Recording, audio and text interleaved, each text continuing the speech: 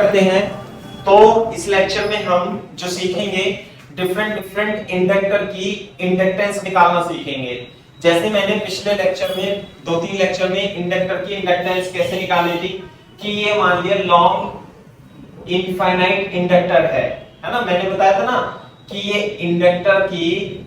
Inductor क्या होता है, आइडियल इंडक्टर। आइडियल इंडक्टर मैंने आपको बताया था it is a part of, इसकी एल लेंथ ले ले तो इस आइडियल इंडक्टर इसे हम क्या बोलते हैं, आइडियल इंडक्टर बोलते हैं। क्लियर है क्या बात? इसमें नंबर ऑफ टर्न्स कितने हैं, n। तो मैंने आपको बताया था तो इसकी इंडक्टेंस कितनी होती है, mu naught n square a into l होती है। क्लियर है क्या बात? Mu naught n square a into l होती है, आइडियल इंडक्टर की इंडक्टेंस का फॉर्मूला है। सही है। साथ में ये भी ध्यान रखना कि यदि हम इस इंडक्टर में कोई मैग्नेटिक मटेरियल रख दें ऐसे करके, इसके अंदर कोई मैग्नेटिक मटेरियल डाल दें और इसकी रिलेटिव परमेबिलिटी म्यू आर हो, तो जो इंडक्टेंस होगी वो mu naught mu R n square a into l हो जाती है। What is a? a is the area of cross section. ये तो एरिया हो गया a, अरे ये वाला a, ये तो हो जाएगा क्या a। लेंथ इज l है ना, और n is the number of turns. Number of, what is n? n is the number of turns per unit length. Clear है क्या बात? और म्यू नॉट तो परमेबिलिटी ऑफ फ्री स्पेस है। तो ये तो आइडियल इंडक्टर की इंडक्टेंस है, ये तो आपको याद रखनी ही है, ये हम कर भी चुके हैं पहले से पहले। तो आप मेरे को एक बार याद दिला दो, मैं इसमें, हाँ भाई, इंडक्टेंस की इंडक्टर निकालने के लिए क्या तरीका अपनाएंगे, है ना। जो हाउ टू फाइंड ऐसे लिख लेते हैं, हाउ टू फाइंड। पहला स्टेप 1 होगा क्या, आप अपनी तरफ से इसे करंट दो, है ना। First step 1, give current I, give current I to the inductor, है ना।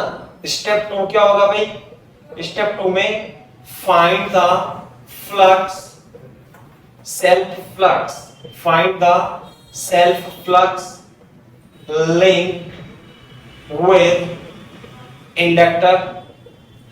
आपको दूसरे स्टेप में इसमें से जो फ्लक्स निकल करके जाएगी, फ्लक्स ऐसे निकल करके जाएगी ना, ये जो फ्लक्स फाई है, ये फाई आपको इसमें फाइंड करना है।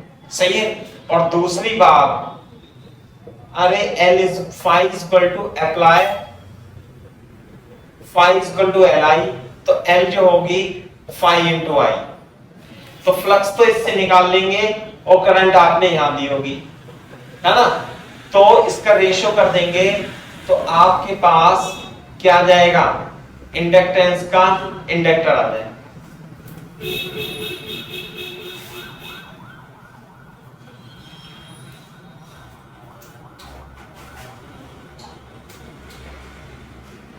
सही है बात? ये स्टेप आपको अपनाना है ना। स्टेप 1, स्टेप 2, स्टेप 3, ये स्टेप आपको फॉलो करने हैं इंडक्टेंस के इंडक्टर निकालने के लिए।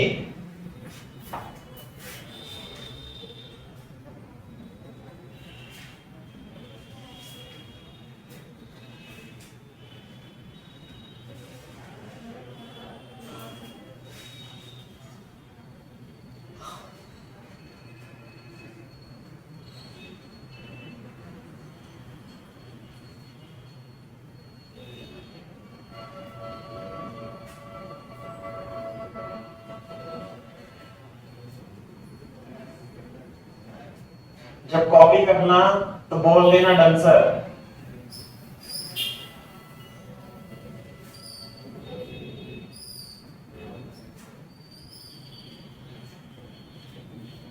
इसे आप बोल सकते हो this is the core of relative permeability of mu r, relative permeability of mu r, इसके अंदर कोड रख दी। How to find inductance, how to find inductance, ये 3 स्टेप है। इन 3 स्टेप की सहायता से आपको इंडक्टेंस निकालनी है इंडक्टर की। सही है बात?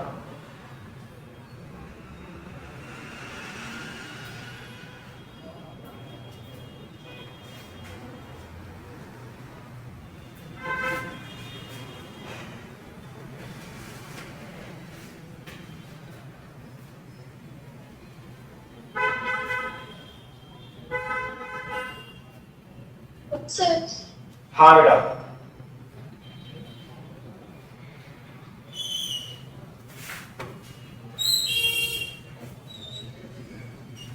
तो देखो, तो इसका तो मैंने निकाल लिया था, है ना, इसका मैंने निकाल लिया था। मैं इसका दोबारा नहीं निकालने वाला, पहली मैंने इसकी इंडक्टेंस निकाल दी थी। केवल आपको फॉर्मूला याद रखना है। अब निकालना किसका है वो लिख लो आप, लिखो find the inductance, find the inductance of a loop, of a small loop of radius r and having n turns. A small loop, find the inductance of a small loop of radius r having n turns. Having n turns. आपको एक loop है, loop कैसी, अरे इसे क्यों मिटा दिया मैंने, लूप कैसी, छोटी सी loop coil. Find the inductance of small coil, coil लिखना बेटा। कॉइल का मतलब होता है बहुत सारे टर्न्स, है ना। रेडियस कितनी आर, मैं आपको इसके बारे में बता देता हूं। क्वेश्चन क्या है कि कॉइल है और टर्न कितने इसमें n और रेडियस कितनी आर और ये है स्मॉल।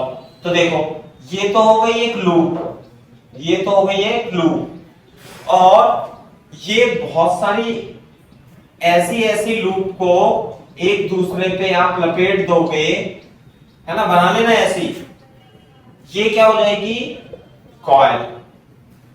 नहीं है ये बात समझे? तो ये कॉइल है। तो जैसे कॉइल लपेटते हैं पंखे की कॉइल होती है ना, पंखा ये जो लग रहा है यहाँ पे, इसमें कॉइल होती है। कॉइल मोटर के अंदर जो होती है कॉइल्स होती हैं, तो हम कॉइल बोलते भी हैं। तो कॉइल की आपको क्या निकालना है, इंडक्टेंस निकालनी है। टर्म्स कितने हैं इसमें n, रेडियस कितनी है इसकी r। हाँ भाई, मैं यहां पे बना देता हूं, रेडियस कितनी है r और टर्म्स कितने हैं इसमें n टर्म्स। क्लियर है क्या बात?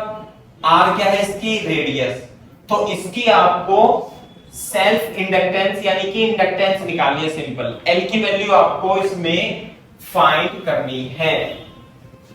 तो स्टेप वन क्या था, give current I to the inductor. सही है।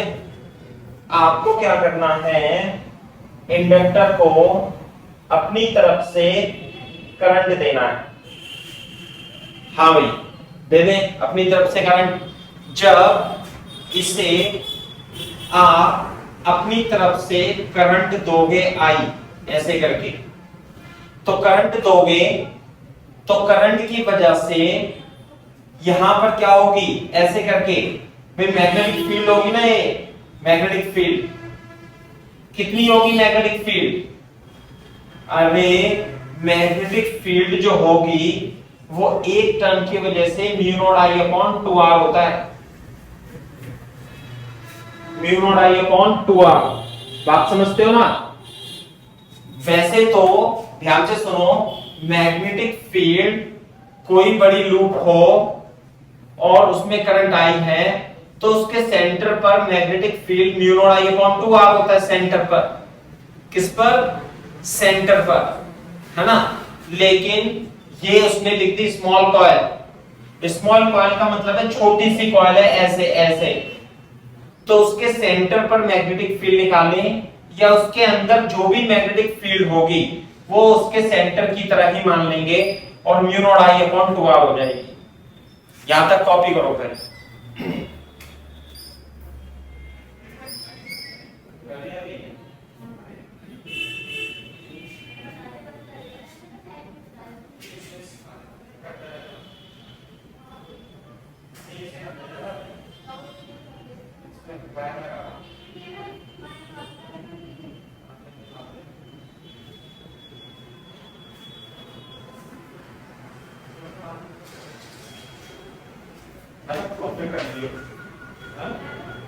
नहीं नहीं क्यों है? एक गिलास में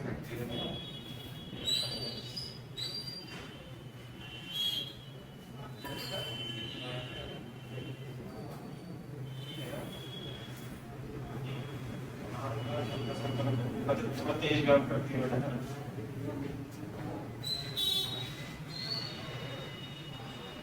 सही है भाई?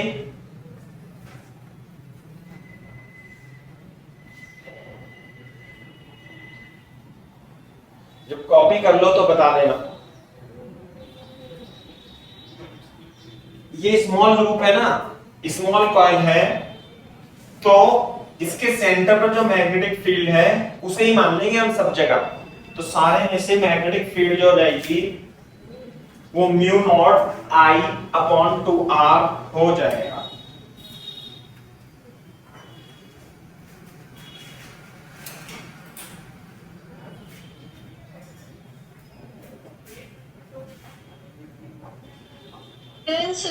ठीक है। अच्छा, तो ये बताओ, इसमें तो एक लूप की वजह से मैग्नेटिक फील्ड तो इतनी है, लेकिन इसमें टर्न कितने? n। तो यहां पर जो मैग्नेटिक फील्ड होगी, हाँ भाई, कितनी मैग्नेटिक फील्ड हो जाएगी? B total. बी टोटल हो जाएगी कितनी? अरे एक टर्न की वजह से तो है इतनी, तो B total will be equal to n times b, यानी कि टोटल मैग्नेटिक फील्ड या नेट मैग्नेटिक फील्ड आप देखोगे तो n into mu naught I upon 2r आ जाएगी। b net is equal to mu naught I upon 2r आ जाएगी। क्लियर है क्या बात? दूसरी बात, तो नेट मैग्नेटिक फ्लक्स फील्ड आ गई। अब मेरे को क्या निकालना है? स्टेप 2 में मेरे को निकालना होता है फ्लक्स। इसमें से कितनी फ्लक्स जाएगी? तो यदि यहां पर ये यहां देखो, यहां पे लिख लेना, ये लूप है, ये लूप, तो एक कॉइल से लिंक फ्लक्स, अरे ऐसे जाएगी ना फील्ड, तो यू करके मैग्नेटिक फील्ड ऐसे यू, मैग्नेटिक फील्ड बी जा रही है और एरिया कितना इसका? Pi R square. तो एक लूप से लिंक फ्लक्स जो होगी b into pi R square हो जाएगी। तो लेकिन ऐसी लूप कितनी है? n। तो बेटा n लूप से जो मैग्नेटिक फ्लक्स होगी वो n टाइम्स हो जाएगी। This is total magnetic flux, है ना। तो टोटल मैग्नेटिक फ्लक्स कितनी? टोटल लिख लो इसे, टोटल एक से लिंक फ्लक्स तो b into pi R square, total flux n into pi 1, तो n इंटू b इंटू, और ये b टोटल आएगी यहाँ पे टोटल क्या flux? b total pi R square. ध्यान से देखना, अब n इंटू b टोटल, हाँ भाई b टोटल आएगा n mu naught I upon 2r into area कितना आया? Pi R square. तो ये आ जाएगा n square mu naught I pi R upon 2। This is total flux linked with this loop, linked with this coil.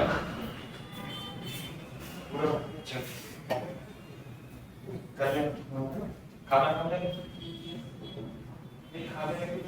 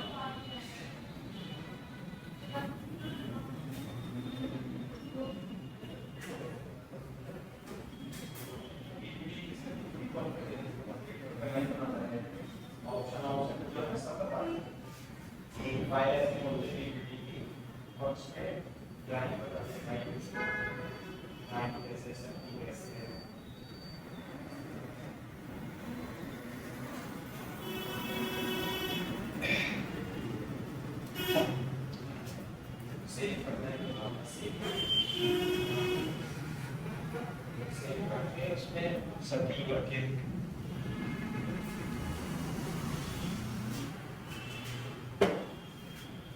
Copy कर लिया भाई।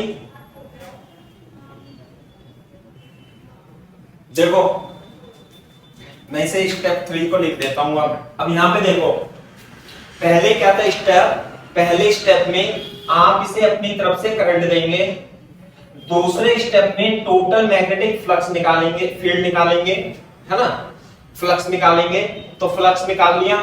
अब तीसरे स्टेप में आप क्या करोगे, फॉर्मूला अप्लाई करोगे। कैसे है स्टेप 3 भाई, आपने क्या किया, टोटल फ्लक्स निकाल ली, तो इसलिए जो L होगा वो total flux divided by I। तो इंडक्टेंस की इंडक्टर की इंडक्टेंस कैसे निकालेंगे, टोटल फ्लक्स कितनी है, टोटल फ्लक्स अपॉन I ये है n square mu naught n I upon pi r upon 2 divided by I। तो I से I कट जाएगा तो L जो आएगा ये आएगा mu naught n square pi r by 2। ये आंसर आ जाएगा इंडक्टर का। So this is the inductance of the inductor.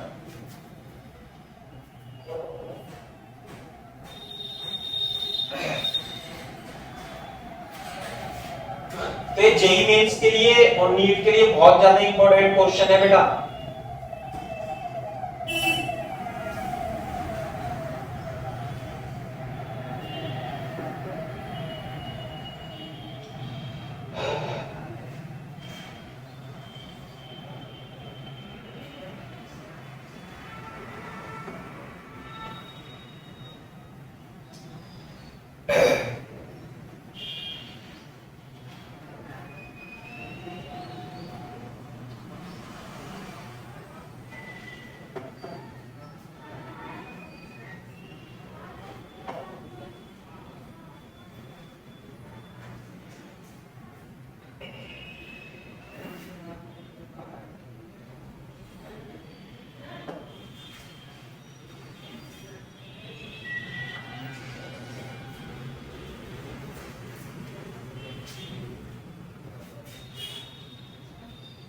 हाँ भाई कॉपी कर लेना, तो बोल देना आंसर कि नीट और जेईई मेंस के लिए वेरी इंपॉर्टेंट क्वेश्चन है, वेरी इंपॉर्टेंट है ना, नीट के लिए भी प्लस जेईई मेंस के लिए भी। एडवांस में नहीं आते, फर्जी क्वेश्चन है ना, तो ये है, मतलब ये जनरल स्टैंडर्ड क्वेश्चन है, आपको इसमें मिल जाएगा। दूसरी बात, इसमें ये पॉइंट लिख लेना आप कि L does not depend upon current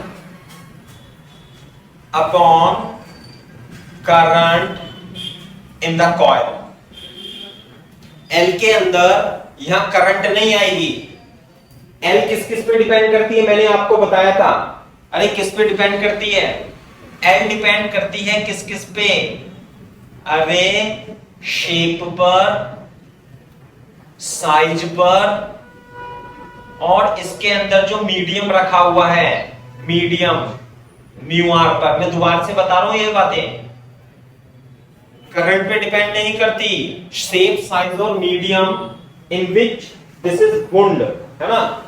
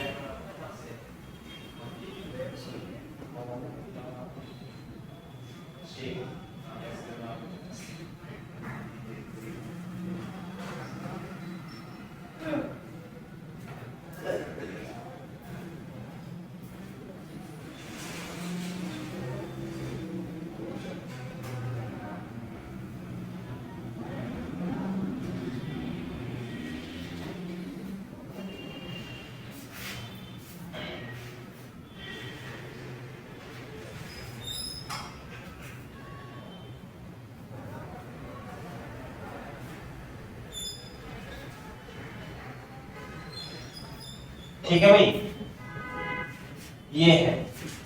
अब देखो, अरे हो गया होगा कॉपी अब तो।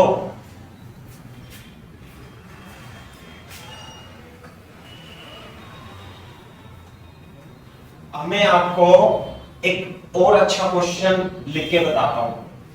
आपको फाइंड करनी है इंडक्टेंस किसकी, आपको रेक्टेंगुलर टोरॉइड की। रेक्टेंगुलर टोरॉइड, मैं एग्जांपल लिख देता हूं पहले, लिखो find the self inductance of A toroid having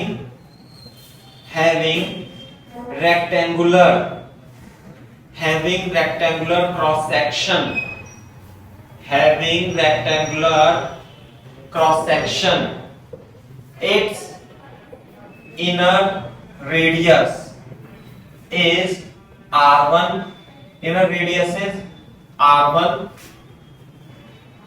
and outer radius is R2, and capital H is height of the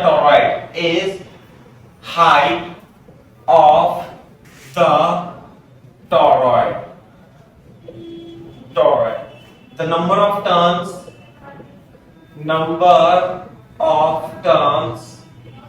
are capital L।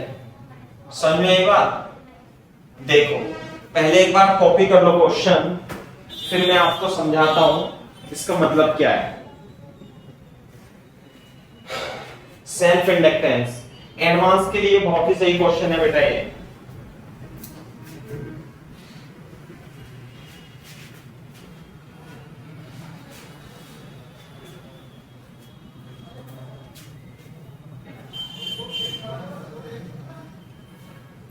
Toroid, rectangular cross section, यहां पे बनाता हूं मैं चित्र।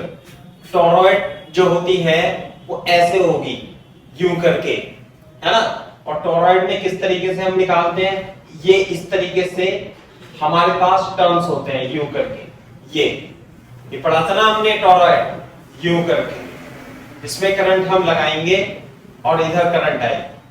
तो ये है इनर रेडियस कितनी है इसकी, R1, और आउटर रेडियस कितनी है इसकी, R2।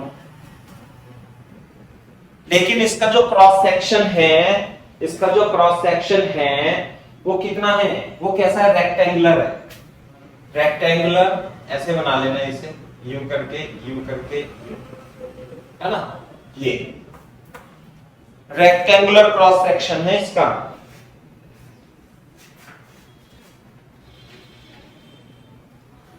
रेक्टेंगुलर क्रॉस सेक्शन मैं दिखा देता हूं, कॉपी कर लो पहले क्वेश्चन को।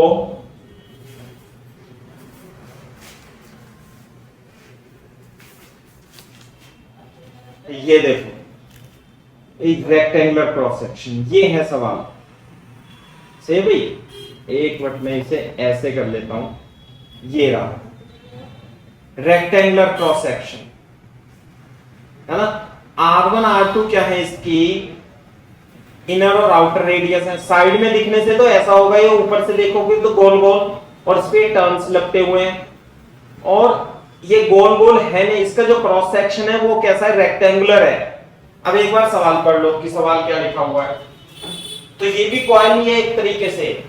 ये क्या है, एक कॉइल है, यू यू करके ऐसे करके कॉइल है यू, लेकिन ये जो क्रॉस सेक्शन है इसका, ये क्रॉस सेक्शन इस तरीके से है, ये रेक्टेंगुलर क्रॉस सेक्शन है। समझ में आई बात, यूं करके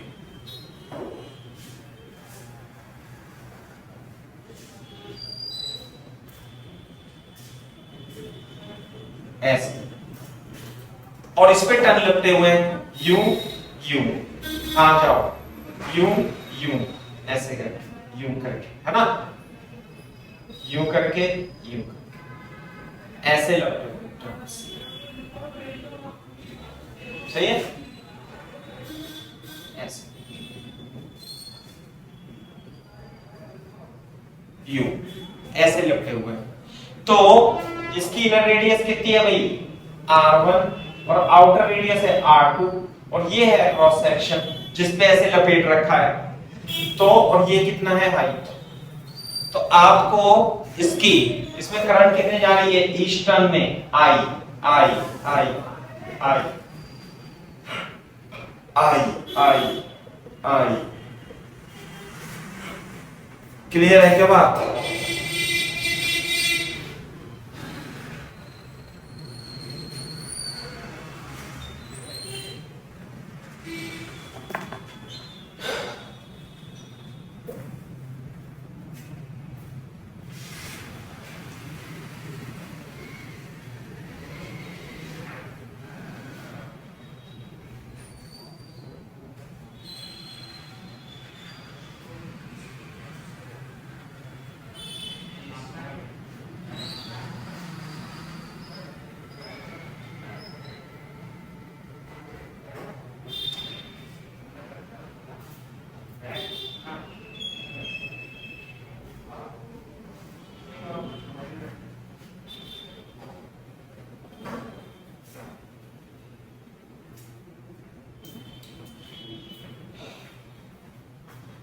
सही है भाई बात।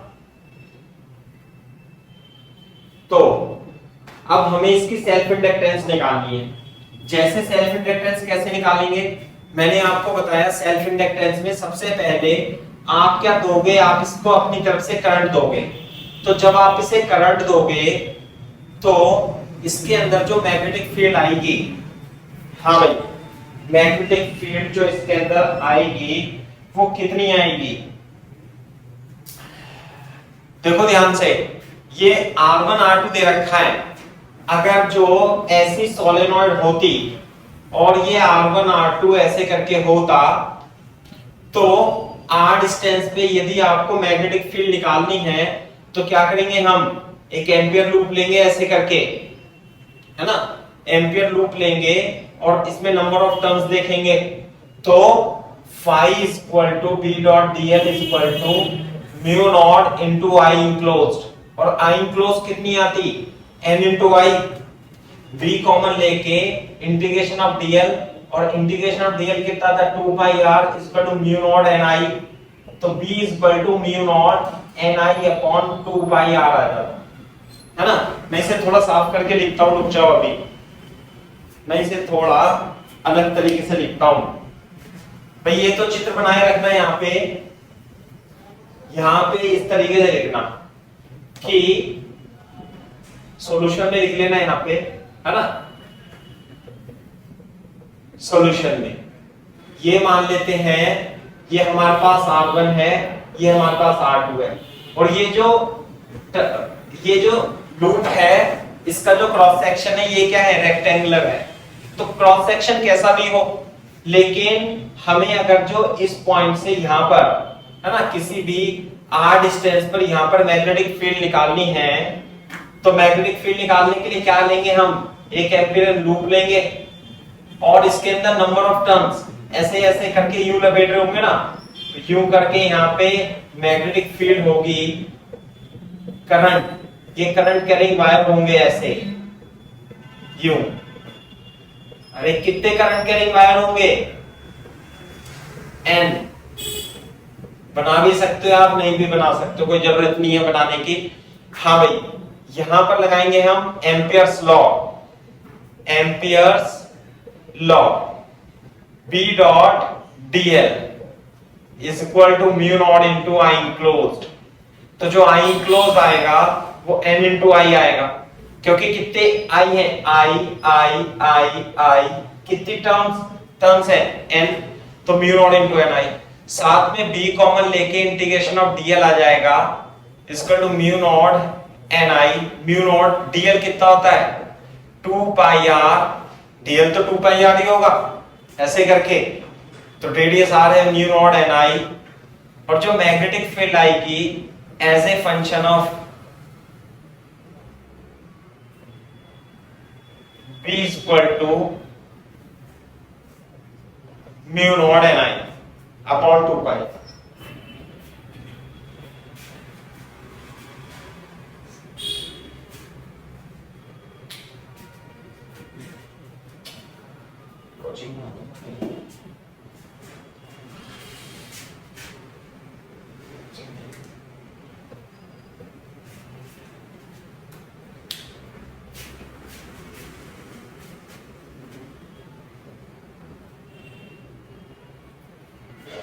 Mu R N I upon 2 pi are.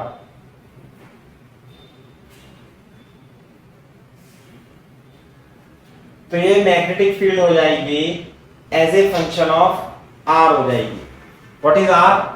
R is the distance from the centre. यहां से आर डिस्टेंस पर इस जगह मैग्नेटिक फील्ड कितनी आ जाएगी, mu naught I, this is mu naught N I upon 2 pi R, है ना। ये हो जाएगा सेंटर, और यहां से आर डिस्टेंस पर यहां पर डी आर विथ की लूप मान लेंगे। हमें तो क्या निकालना होता है, टोटल फ्लक्स निकालनी होती है, टोटल फ्लक्स।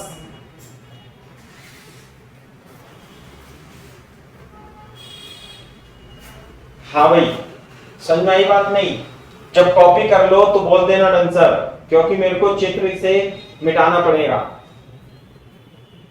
ये करंट यूं बाहर आ रही है ना, ऐसे करके यहां पे जा रही है, ऐसे लगाना, यूं ऐसे, है ना।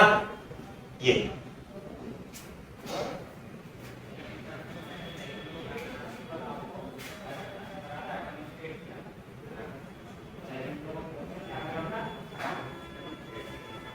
जब कॉपी कर लेना तो बोल देना आंसर।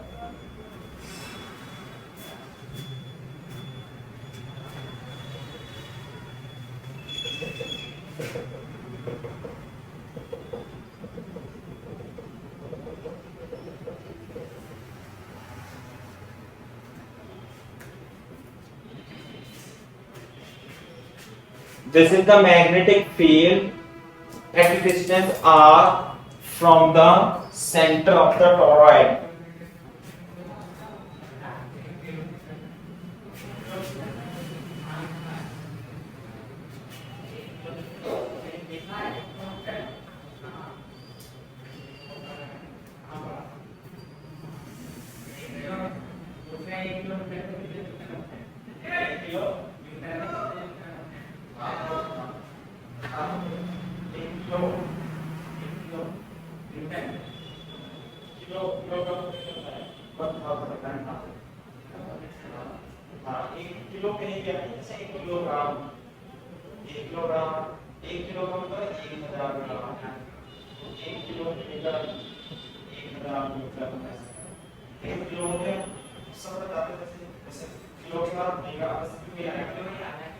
तो एक मेगा न्यूटन ऐसे आएगा, तो मेगा का मतलब होता है 10 की पावर किलो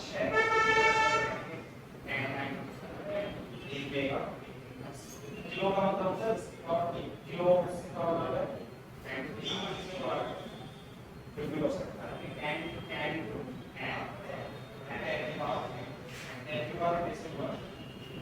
का मतलब होता है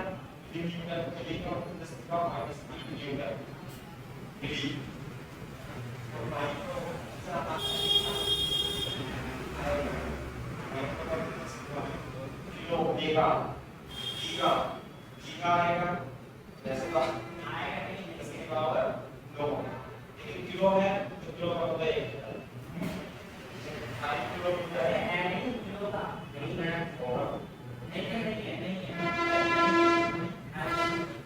होगा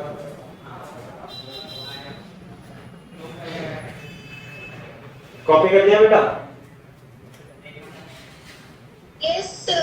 हाँ अभी मुझे लगता नहीं कि आपको ये समझ में आ रहा होगा सिचुएशन क्या है। मैं समझाने की कोशिश करता हूँ, आप भी समझने की कोशिश करना कि हम कर क्या रहे हैं। हम क्या कर रहे हैं, ये टोरॉइड होती है, ये तो आधी टोरॉइड दिखाई है मैंने, ये है पूरी टोरॉइड। ये ऐसे होगी ना यूं करके ये पूरी होगी, तो मैंने इसे बीच में से काट दिया।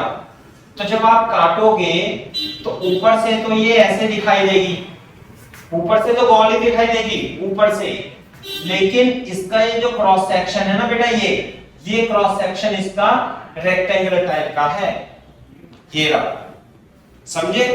तो मैंने क्या किया, मैंने इसमें एम्पियर्स लॉ लगा के r डिस्टेंस पर, अब देखो इसमें टर्म्स लपटे हुए ऐसे ऐसे करके, यूं करके, है ना, यूं करके टर्म्स लपटे हुए ऐसे। तो इसमें से जो मैग्नेटिक फील्ड लाइन जा रही है वो ऐसे जा रही है, ये मैग्नेटिक फील्ड, ये मैग्नेटिक फील्ड, ये मैग्नेटिक फील्ड, मैग्नेटिक फील्ड इसमें ऐसे ऐसे जा रही है, यूं करके ऐसे जा रही है ना magnetic field line.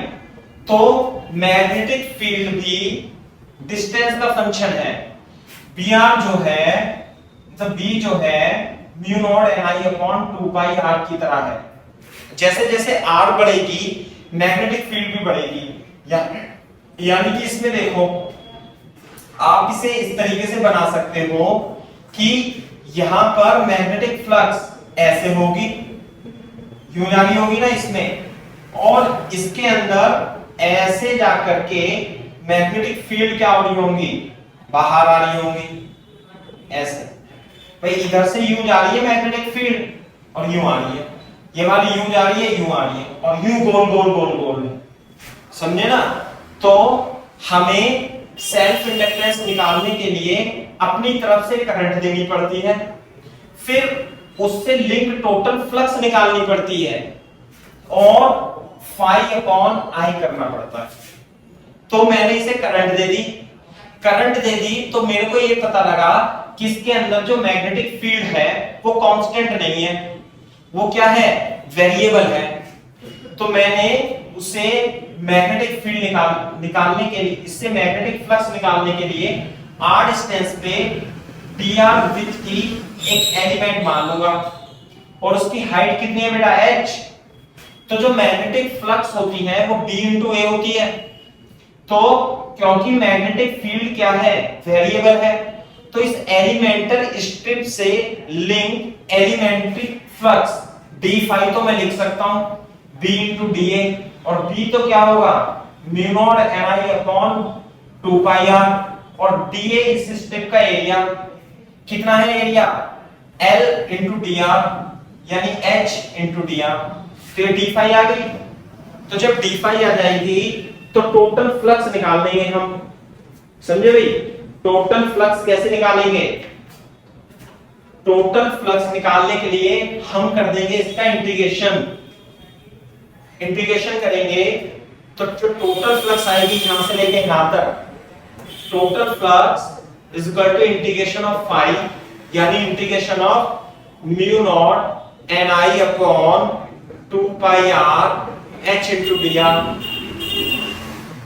Mu naught Ni h upon 2 pi common लेके 1 अपॉन r dr। दूसरी बात, जो r है, r की वैल्यू कहां से कहां तक रहेगी भाई, ये जो स्ट्रिप बनेगी ये r की वैल्यू जो होगी r इक्वल टू r1 से लेके कहां तक रहेगी, r2 equal to capital R2 तक रहेगी। स्ट्रिप जो रहेगी यहां से लेके यहां तक रहेगी, तो जो लिमिट आएगी वो r1 से लेके r2 तक इसकी लिमिट आ जाएगी mu not NIH upon 2 pi 1 upon r का इंटीग्रेशन ln r r2 से लेके r1 से लेके r2 तक आ जाएगा, और ये आ जाएगा म्यू नॉट NIH अपॉन 2 पाई ln r2 minus ln r1 आगे बात समझ में। तो ये तो एक लूप से, एक्चुअली क्या है, इससे टोटल नहीं, इसे एक लूप से लिंक फ्लक्स लिखेंगे हम, एक लूप से। कौन सी वाली लूप, ये वाली लूप से। लेकिन ऐसी कितनी लूप होंगी, ऐसी n लूप होंगी, तो जो टोटल फ्लक्स होगा n टाइम्स ऑफ n, तो n इंटू ये लिख दूंगा म्यू नॉट NIH अपॉन 2 पाई, और ये लिख दूंगा ln r2 अपॉन r1। तो टोटल फ्लक्स जो आ जाएगी mu naught n square i h upon 2 pi ln r2 upon r1 आ जाएगा। ये आ जाएगी total flux. Total flux link with this toroid.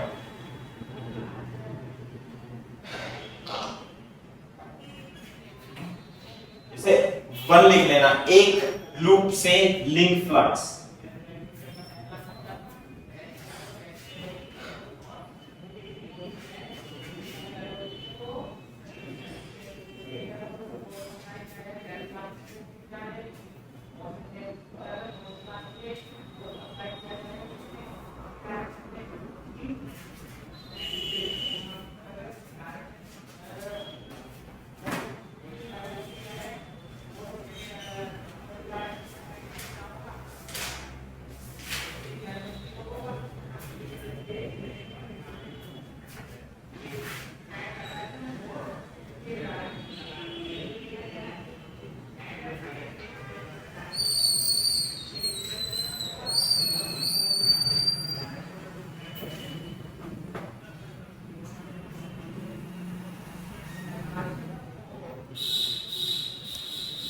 Copy कर लेना बेटा।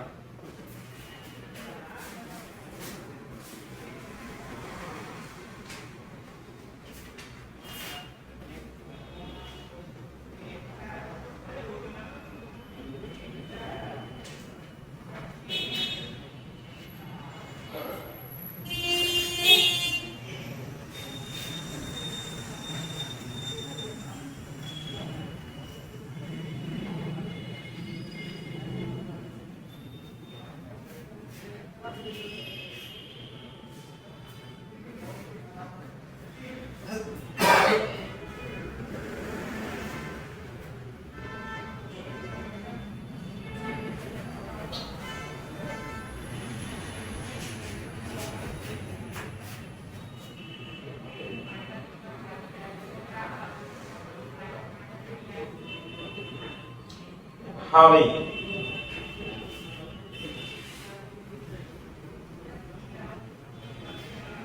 सर हाँ बेटा।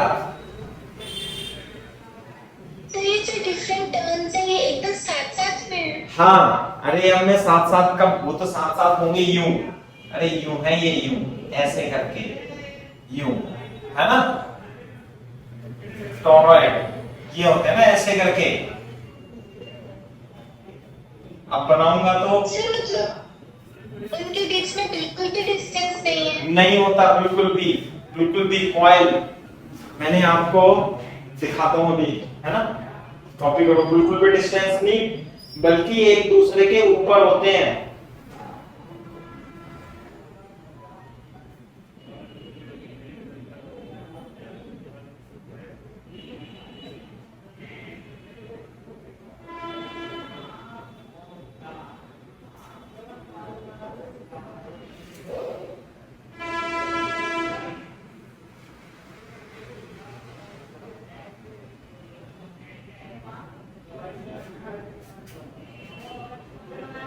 देखो ये है ना, जैसे ये रहा, ये तो सोलेनॉइड है,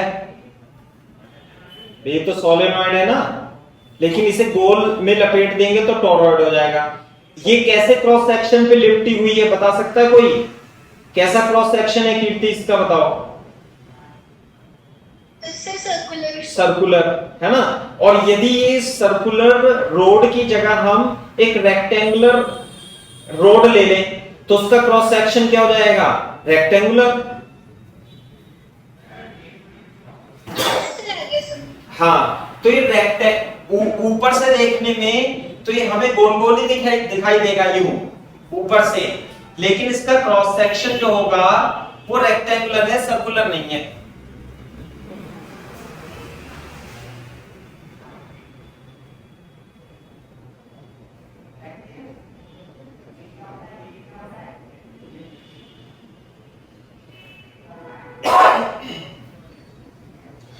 ये देखो मेरे को मिल गया चित्र।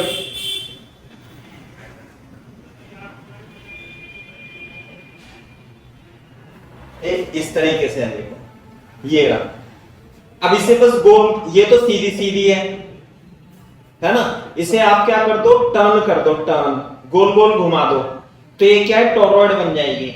अभी ये सोलेनॉइड है लेकिन इसका क्रॉस सेक्शन है रेक्टेंगुलर।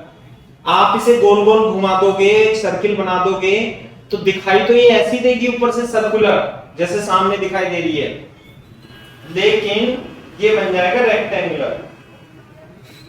जैसे देखो ये रहा क्वेश्चन, ये रहा सेम क्वेश्चन इसमें सॉल्व कर रखा है, कहीं नेट पे दिया हुआ है, ये रहा। अरे ये तो एक मिनट रुक जाओ, समझ में आ रहा है ना भाई? तो जो मैग्नेटिक फील्ड होगी वो as a function of X वो चेंज होती रहेगी। देखो मैग्नेटिक फ्लक्स चेंज होती रहेगी ना,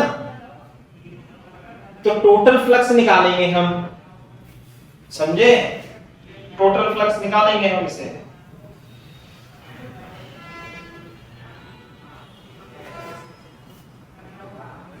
देखो MIT Massachusetts institute of technology ने भी ऐसे ही क्वेश्चन एक डाल भी रखा है, इरोडो का क्वेश्चन है बेसिकली, यही है सेम, है ना, कि रेक्टेंगुलर कोर पर यदि टर्न्स लपेट दोगे तो कॉइल क्या बन जाती है? ये बन जाएगी solid toroid. Toroid rectangular cross section की, इसने ए और बी लिख रखा है ना। तो आपको क्या करना है?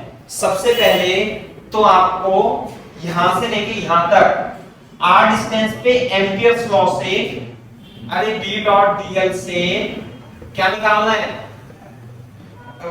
b निकालना है, mu not i upon 2 pi r, और यहां पे साथ में n आ जाएगा। और फिर इस रेक्टेंगुलर क्रॉस सेक्शन से फ्लक्स निकालनी है, क्योंकि मैग्नेटिक फील्ड क्या है? वो वेरी कर रही है, तो आपको एलिमेंटल मैग्नेटिक फ्लक्स निकालनी पड़ेगी पहले इस स्ट्रिप से, और उसका इंटीग्रेशन करना पड़ेगा। कहां से कहां तक? ये स्ट्रिप कहां से कहां तक बनेगी? ये स्ट्रिप R1 से R2 तक बनेगी, सही है। लेकिन ये एक लूप का मैग्नेटिक फ्लक्स आएगा, और ऐसे कितनी लूप है इस पे? n। तो जो टोटल फ्लक्स आएगा उसमें किससे मल्टीप्लाई करनी पड़ेगी? n से, सही है ना। तो यार टोटल फ्लक्स आ गई, और L निकालने का तो तरीका बहुत ही अच्छा है। L क्या निकालना है? टोटल फ्लक्स निकाल करके I से डिवाइड कर दो, यानी कि टोटल फ्लक्स और I इसके नीचे आ जाएगा। तो आंसर कितना आएगा भाई? आंसर आएगा mu naught n square h upon 2 pi ln r2 upon r1 is the correct answer. ये आ गया total flux. This is the inductance, sorry, this is the inductance of the inductor.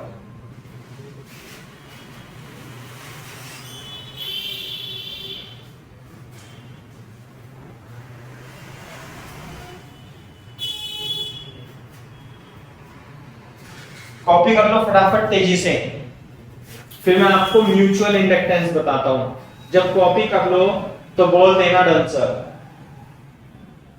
थोड़ा गंदा सा तो हो ही गया ये, है ना। इसमें यू निकल करके आएंगे magnetic flux, you. Magnetic field घूम रही होंगी।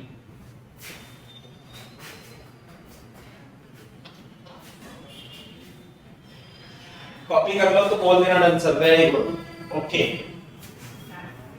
तो ये है, तो सेल्फ इंडक्टेंस ऐसे निकालते हैं। सेल्फ इंडक्टेंस में ये तो देखो एडवांस के लिए अच्छा क्वेश्चन है ही सही, ये तो इरोडो पिरोडो का क्वेश्चन है, कहीं भी मिल जाएगा आपको।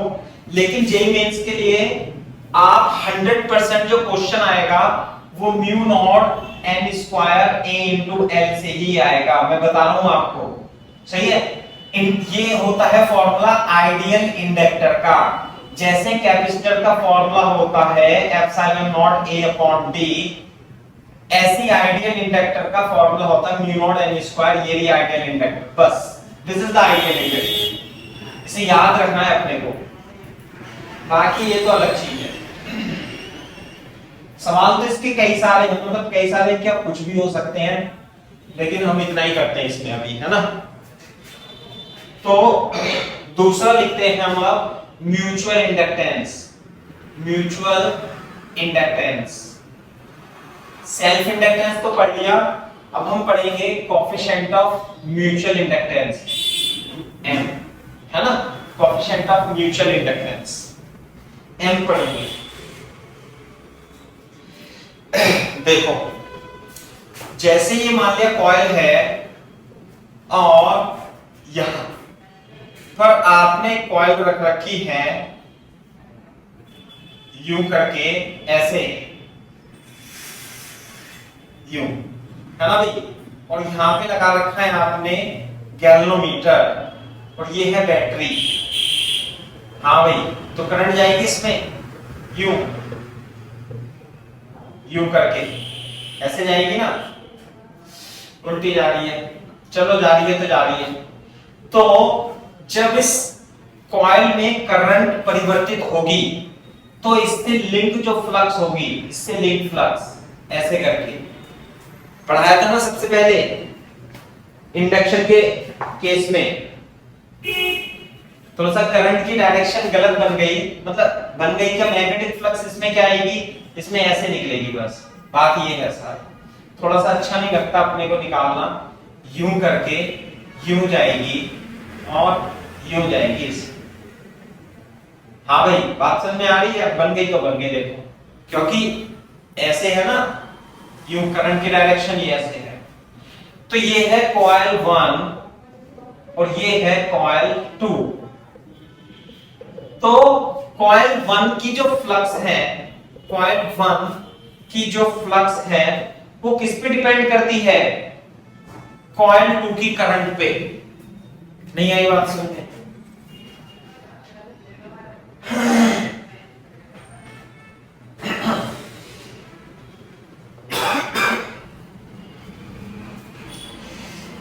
लिख देंगे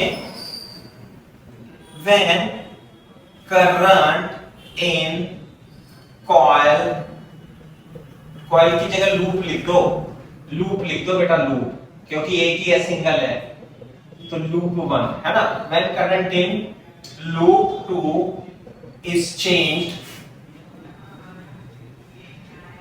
with the time,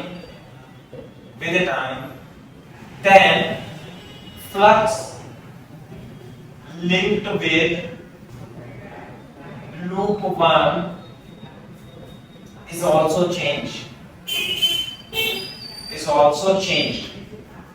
यदि हम इसमें करंट चेंज करेंगे, करंट कैसे चेंज होगी भाई, वेरिएबल बैटरी लगा देंगे, वेरिएबल बैटरी लगा देंगे तो करंट चेंज होगी, करंट चेंज होगी तो मैग्नेटिक फील्ड यानी मैग्नेटिक फ्लक्स भी चेंज होगी। तो यानी कि लूप 1 की फ्लक्स, ये जो फ्लक्स है वो किस पे डिपेंड करती है, वो डिपेंड करती है लूप 2 की करंट पे। तो इसमें लूप 2 की करंट मान लो और फ्लक्स 1 मान लो, I2 लिख ले रहे हैं, flux 1, that is phi 1 depends upon I2, phi 1 depends upon I2। यहां तक कॉपी करो पहले।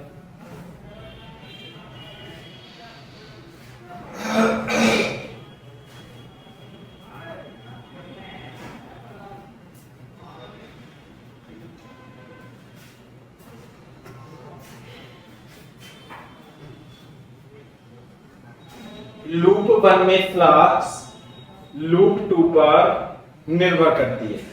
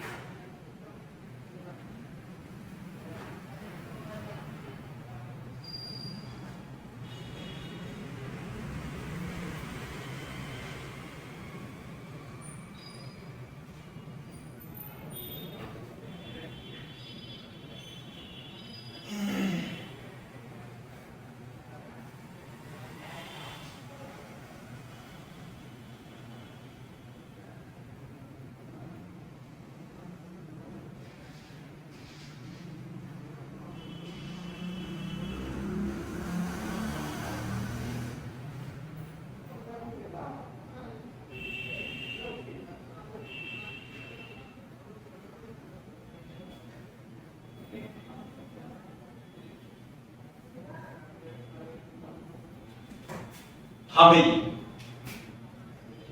अरे एक मिनट, लो बैटरी, अरे बता तो दिया करो।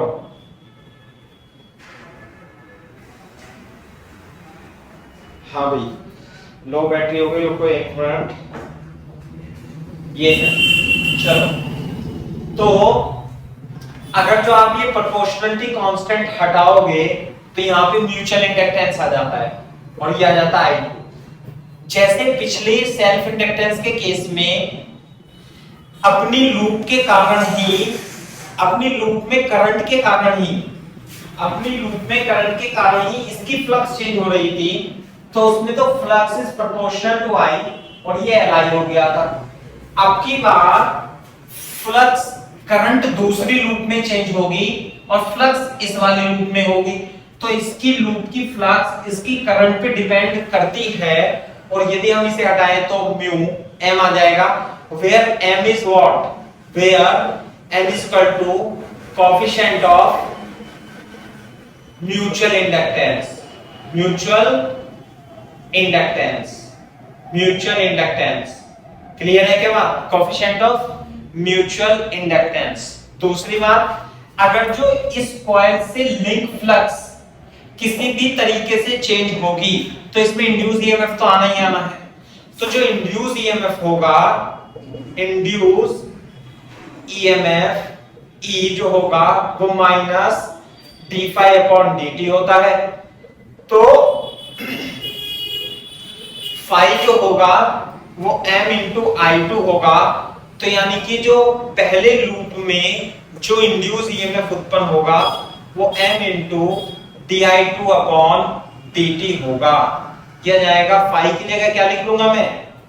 फाई की जगह लिख लूंगा m I2, है ना? तो m बाहर आ जाएगा। तो ये जो आ जाता है इंड्यूस्ड ईएमएफ इन लूप 1 किस पे डिपेंड करेगा?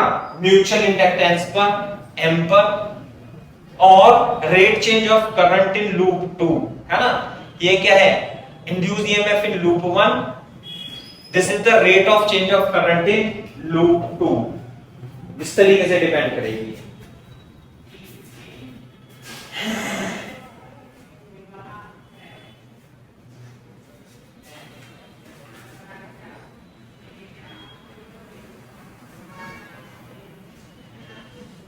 क्लियर है क्या बात भाई?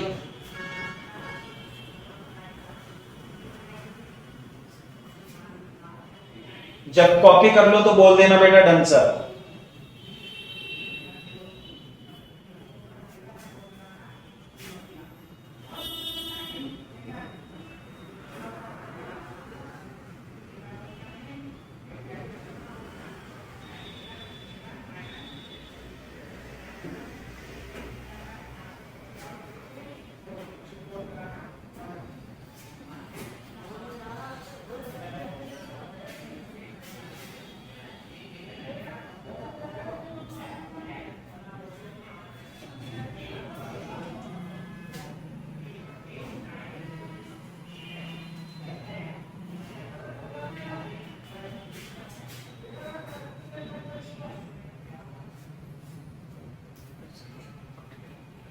हाँ भाई, कोएफिशिएंट ऑफ म्यूचुअल इंडक्टेंस, कोई इसकी मेरे को डायमेंशनल फॉर्मूला बता सकता है?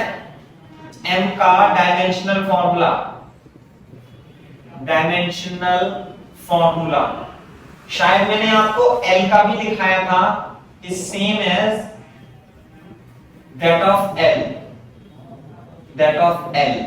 एल और एम कोएफिशिएंट ऑफ इंडक्टेंस ही है, दोनों का डायमेंशन फॉर्मूला सेम होगा। तो क्या मेरे को एम का या एल का कोई बच्चा डायमेंशन फॉर्मूला बता सकता है? मैं आपको गारंटी ले रहा हूं, नीट में और आईआईटी में, जेईई मेंस में एक क्वेश्चन डायमेंशनल एनालिसिस का जरूर आएगा, किसी ना किसी का डायमेंशन वो जरूर पूछेगा, ध्यान रखना। एक क्वेश्चन 4 नंबर का, इसलिए जो भी चैप्टर पढ़ो उसमें जितनी भी फिजिकल क्वांटिटीज आए, अब मैं पढ़ाऊं ना पढ़ाऊं, लेकिन आपको सबके डायमेंशनल फॉर्मूले आने चाहिए। 100 and 200% एक क्वेश्चन 4 नंबर का डायमेंशन एनालिसिस से जरूर आएगा, समझे ना? तो मेरे को कोई बच्चा एम का या एल का डायमेंशन फॉर्मूला बता सकता है?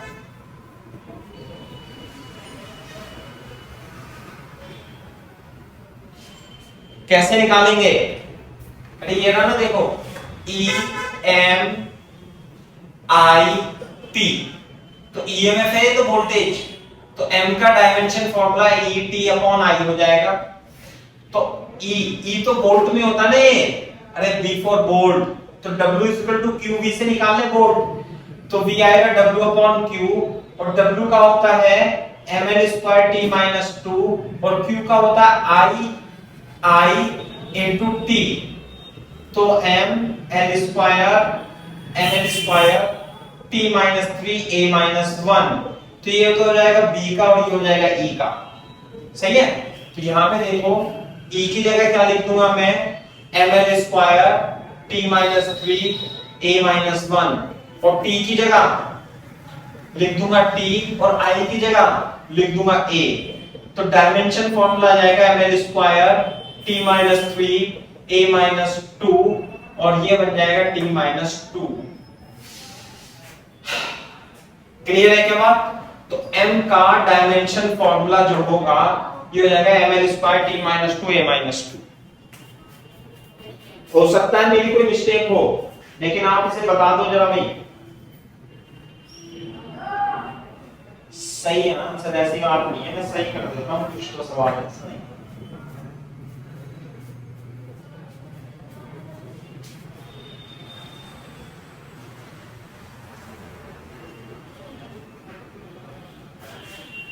एल का भी डायमेंशन फॉर्मूला बेटा यही होगा, ध्यान रखना, ml square t minus 2 a minus 2, m का डायमेंशन फॉर्मूला यही होगा।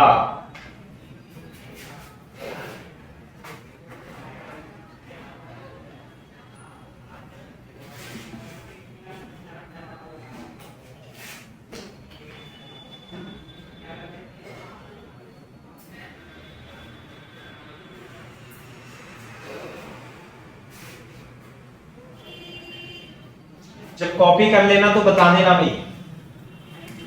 ईएमएफ जो होता है वोल्ट में होता है, वोल्ट में। म्यूचुअल इंडक्टेंस, अरे ये क्या है, म्यूचुअल हो और सेल्फ इंडक्टेंस, दोनों के फॉर्मूले सेम ही आते हैं, म्यूचुअल इंडक्टेंस और सेल्फ इंडक्टेंस।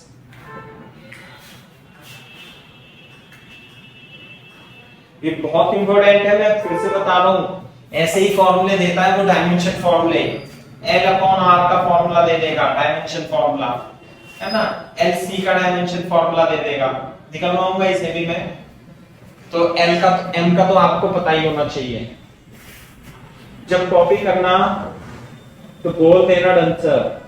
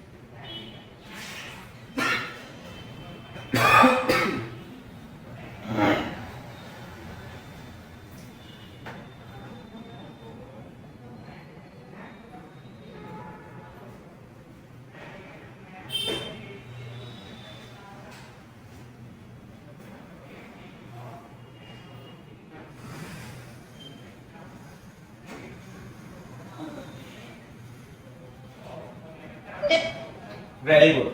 चलो, तो म्यूचुअल इंडक्टेंस का बता दिया मैंने आपको। सेल्फ इंडक्टेंस में क्या होता था, सेल्फ इंडक्टेंस में अपनी कॉइल में ही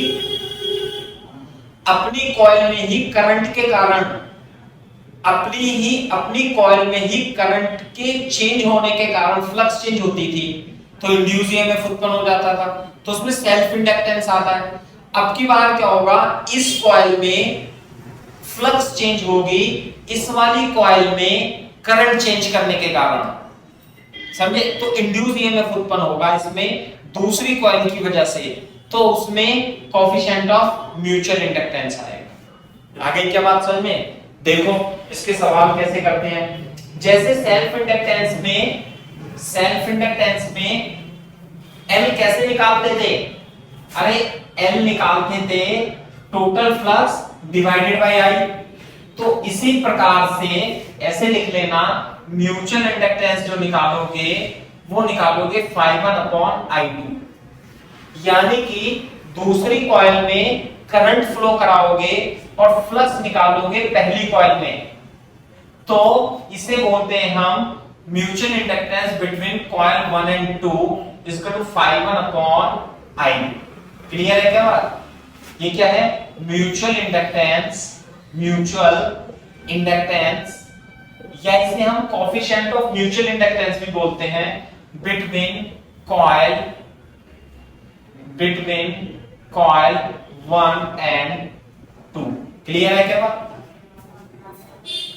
ये तो हम एक कॉइल में करंट निकालेंगे, करंट देंगे और दूसरी कॉइल से लिंक फ्लक्स निकाल देंगे, और दोनों का ratio he coefficient of mutual inductance कहलाएगा।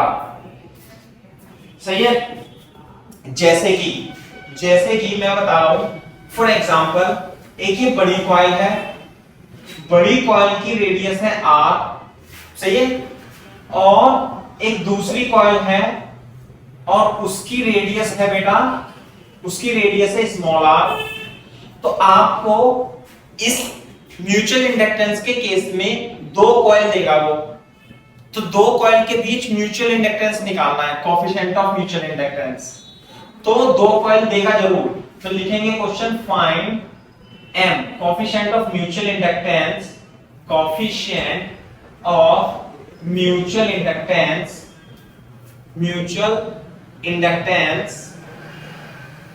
between coil 1 and coil 2, है ना, as shown in figure,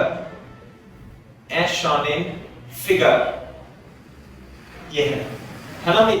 तो कॉइल 1 तो ये हो जाएगी, कॉइल 2 ये हो जाएगी। बस इनके बीच में कोएफिशिएंट ऑफ म्यूचुअल इंडक्टेंस निकालना है हमने को। तो कैसे निकालेंगे बताओ आप?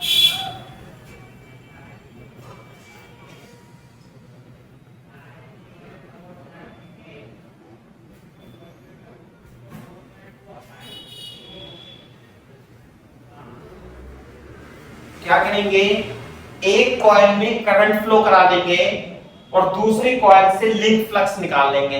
ध्यान से देखो कैसे सॉल्यूशन करते हैं। हम क्या करेंगे, दूसरी कॉइल में करंट फ्लो कराएंगे, मान लिया I2 है ना। तो इसके सेंटर पर मैग्नेटिक फील्ड कितनी होगी भाई? इसके सेंटर पर मैग्नेटिक फील्ड जो होगी वो mu not I upon 2R होगी। बिल्कुल सही बात है। लेकिन यहां पर तो एक छोटी कॉइल रखी हुई है, तो इससे लिंक फ्लक्स कितनी हो जाएगी? अरे B into pi R square. तो टोटल फ्लक्स कितनी हो गई? फ्लक्स यानी कि लूप 1 की, ये तो पहली लूप है ना, ऐसे लिखेंगे flux linked with loop 1 phi1 is equal to mu naught I2 upon 2R into pi R square। ये आ गया। पहली लूप में करंट फ्लो कराओ, दूसरी लूप से लिंक फ्लक्स निकाल लो, और आप क्या लगा दोगे भाई? अब लगा देंगे phi1 upon I2। इसलिए phi1 अपॉन I2 जो होगा, I2 से डिवाइड कर देंगे तो mu naught pi R square upon 2R। यही क्या कहलाएगा? Coefficient of mutual inductance. या तो इसे m लिख दो या इसे m1,2 भी आप इसे लिख सकते हो। तो mu naught pi R square upon 2R is the coefficient of self inductance between two coil which is independent of current.